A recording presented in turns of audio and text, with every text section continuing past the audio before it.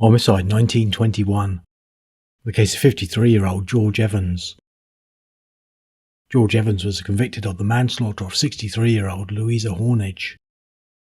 He cut her throat at Bear Lane in Southwark on or about the 2nd of July 1921. He also attempted to commit suicide. George Evans had been a labourer.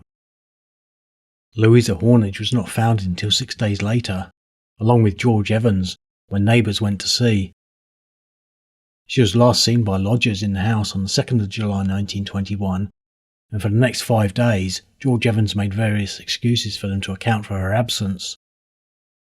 However, on the 8th of July 1921, a lodger found George Evans lying on the floor with his throat cut and the body of Louisa Hornage on the bed dead.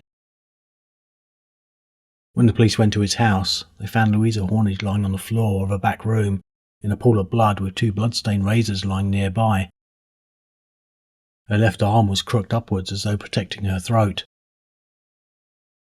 George Evans said, "I seized a razor beside me and cut her throat.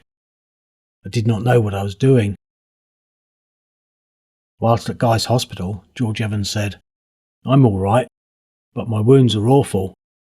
The slashes I gave my old woman must have been awful too. It's awful if I can be cured, and she is dead. I wasn't drunk when I done it. I was jealous of the man." He also said, "I don't remember anything about it."